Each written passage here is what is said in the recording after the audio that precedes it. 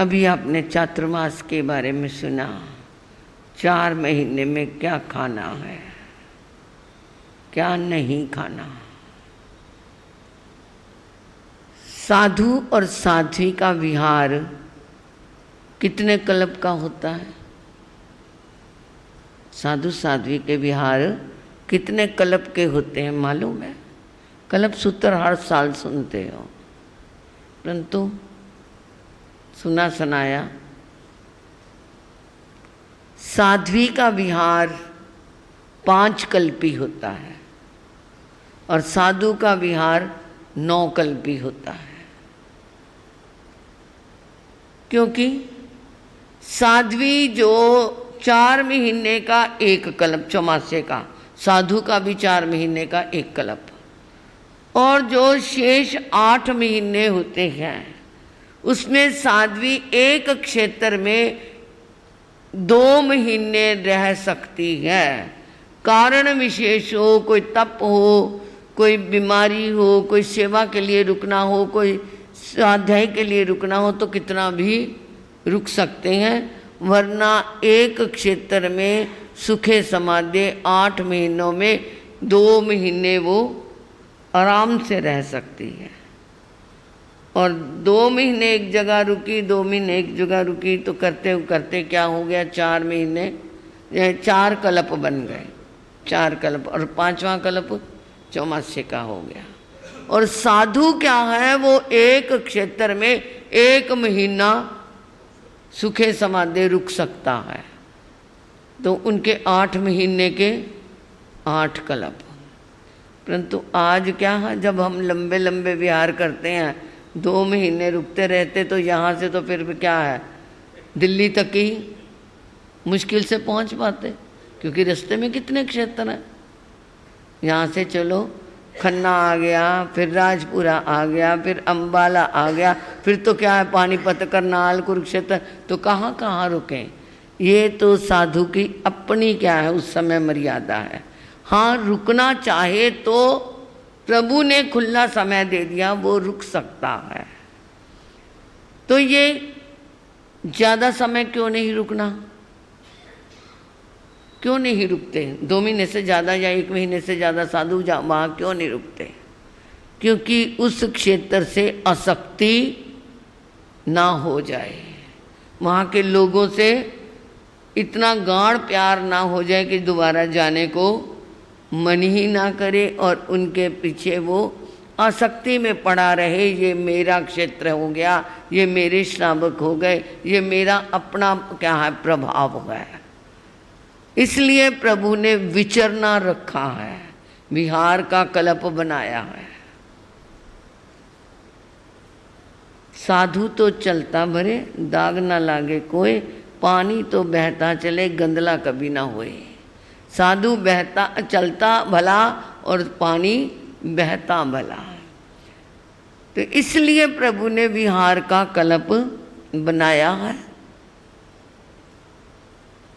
अपने ज्ञाता धर्म कथांग शास्त्र में आता है, ये प्रभु ने ऐसे ही नहीं कहा, साथ में उन्होंने इसके साथ जुड़ी हुई इतिहास की घटनाएं दी हैं कि देखो ऐसा हुआ तो ऐसा हो जाएगा। ज्ञाता धर्म कथांग में पुंडरिक और कुंडरिक 2 भाई, एक जैसी शक्ल, भाइयों की शक्ल लगभग मिलती है। एक संत बन गया और एक राजा बन गया।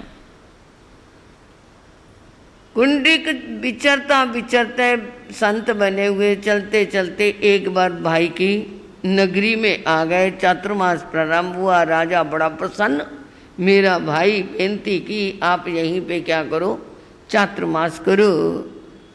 और जो प्रजा थी उन्होंने कहा हमारे राजा का भाई है, खूब बढ़ चढ़ के क्या करी उन्होंने, क्या करी, सेवा करी। क्योंकि एक तो वैसे ही इंसान लगाव हो जाता है तो इंसान करता है, ये तो फिर राजा का भाई। कई तो इस लालच में कि राजा के भाई की हम क्या करेंगे, सेवा करेंगे तो राजा हमारे पे खुश हो जाएगा, ये भी भावना है। और कई से ऐसे दृष्टि से आते हैं, त्यागी संत आए हैं तो हम उनकी सेवा करेंगे, हमारे कर्मों की क्या होगी, निर्जरा होगी। आहार पानी का लाभ मिलेगा, हमें साधु समागम का लाभ मिलेगा, साथ में सधर्मी बंधुओं की सेवा करने का मौका मिलेगा। कई क्या है, संत के आने से कई लाभ हो जाते हैं। और ये सोचे नहीं ये मेरा संत है, ये तेरा संत है, इस दृष्टि से करते हैं तो ना तो उनकी क्या है कर्म निर्जरा होती है, ना उनका पुण्य का बंध होता है, बल्कि क्या है मन मलिन जरूर हो जाता है। मन में द्वेष के राग के भाव आ गए तो मन मलिन जरूर हो जाता है। इसलिए संत के प्रति वो ही निर्मल भाव रखना चाहिए कि घर तो इन्होंने भी छोड़ा है। जिस समय राजा सैनिक ने एक बार प्रभु के चरणों में वंदन किया तो वहाँ तो बहुत सारे संत थे, उन्होंने उनको प्रभु को वंदन किया, गंधर्वों को वंदन कर दिया, बड़े बड़े संतों को वंदन कर दिया।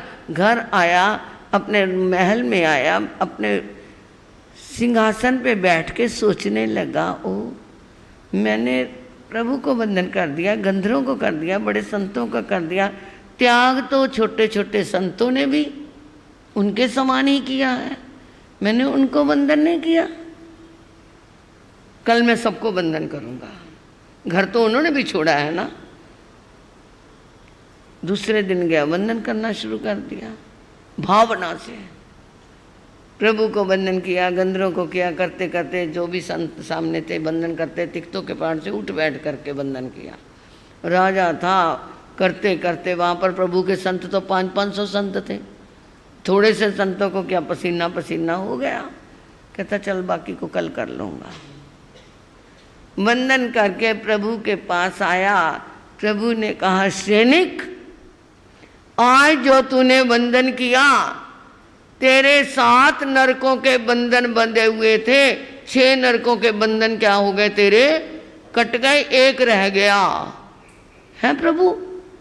हाँ, 1 नरक में तो तुझे जाना, मैं अब दोबारा बंधन कर देता हूँ, सबको बंधन करूँगा। वो कहते पहली वंदना में और अब की वंदना में क्या है, क्या है, बहुत फर्क है, बहुत अंतर है।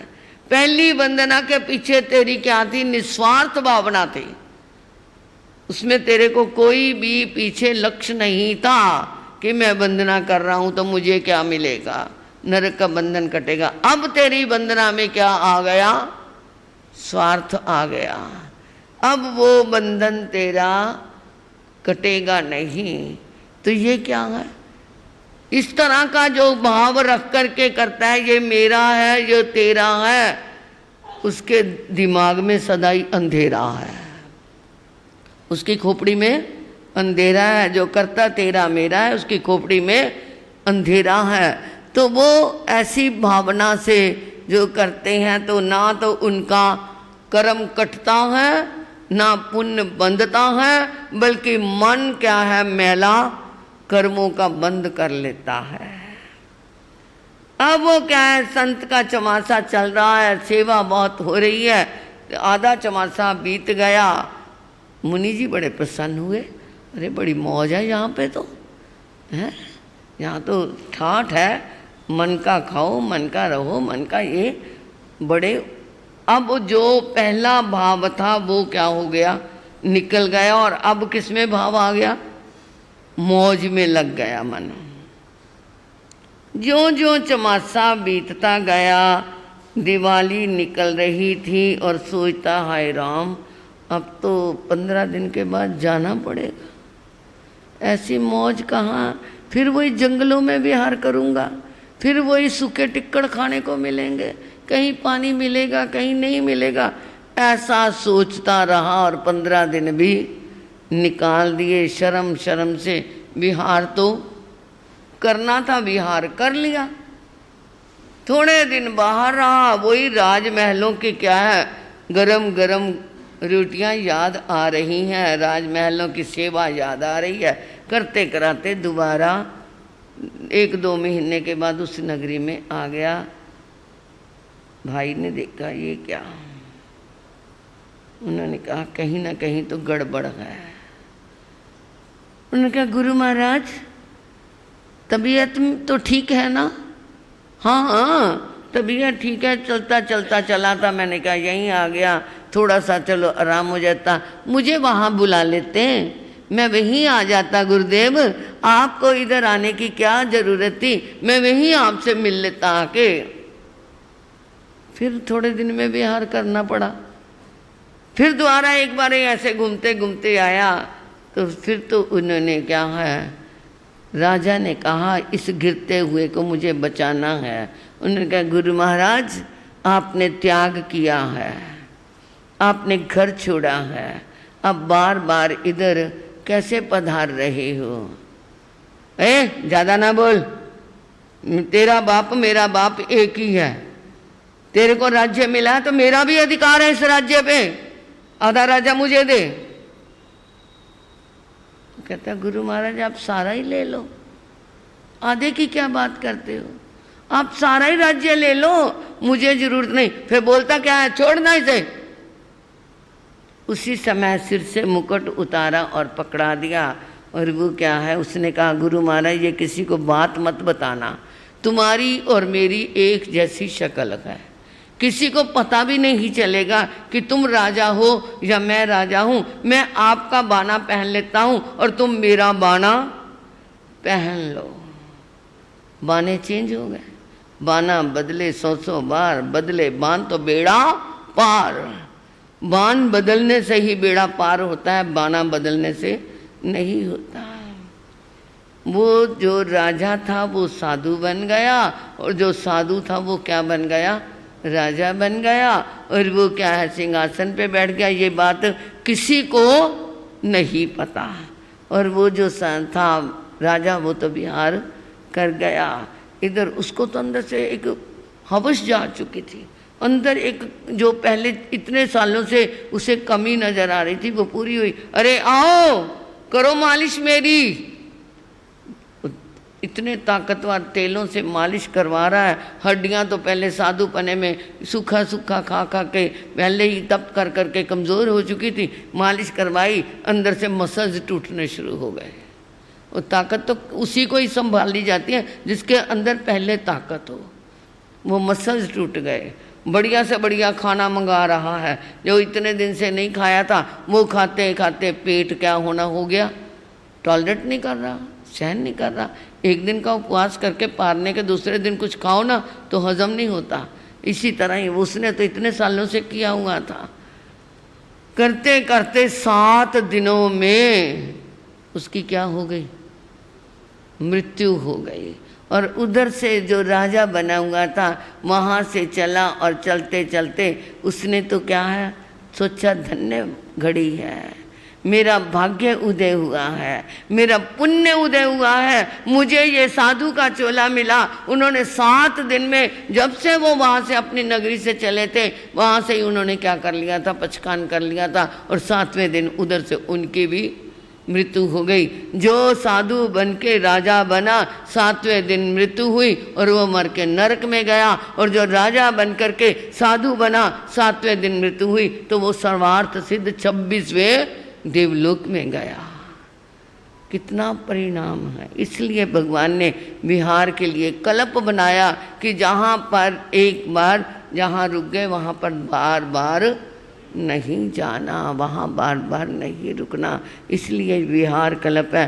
तो ये चौमासे का कल्प कल तो प्रतिक्रमण के बाद हमारा शुरू हुआ। कल तो क्या था, चौमासा शुरू था, परंतु साधु का चौमासा संध्या के प्रतिक्रमण के बाद उसका वो प्रारंभ हो जाता है। हमें कोई कारण हो, कोई बीमारी का है, कोई तपस्या के लिए है, किसी साध्वी की बीमारी है, उसके लिए साध्वी के पास जा सकते हैं, उनकी सेवा के लिए जाना है, तपस्वी की सेवा करने के लिए जाना है, किसी को पढ़ाने के कार्य के लिए जाना है, तो चौमासे में भी जाना कल्पता है। संग में अप्रियता पैदा हो जाए तो भी संग को छोड़ करके जाना कल्पता है। क्योंकि प्रभु महावीर ने चौमासा किया, एक झोंपड़ी थी तापसों की, वहाँ पर वो तो अपने ध्यान में बैठे हैं और आए पशु पक्षी वो झोंपड़ी के ऊपर जो घास फूस था उसको खा खा करके तोड़ने लगे। तपस्वियों ने आकर के उलाहना दिया, तुम क्या अपना संयम संभाल लोगे, एक अपनी झोंपड़ी तो संभाल नहीं सके। तो उन्होंने कहा यहाँ पर अप्रिय वातावरण हो गया, तो वो चुपचाप वहाँ से चौमासे में ही प्रभु ने विहार कर दिया था। इसलिए अगर संघ में अप्रिय वातावरण हो जाए, जहाँ पर संत के लिए अपमान का रूप हो, तो संघ के उस चौमासे में भी साधु क्या कर सकता है, विहार कर सकता है। प्रभु ने बहुत अपवाद मार्ग निकाले हैं, परंतु सुखे समाधे गुरनी जी की कृपा से मैं तो कहती हूँ शांतिनाथ भगवान की कथा की है, सब तरफ से शांति शांति रहे और ये चौमासा आपका सफल बनता रहे, इन्हीं भावनाओं के साथ। क्योंकि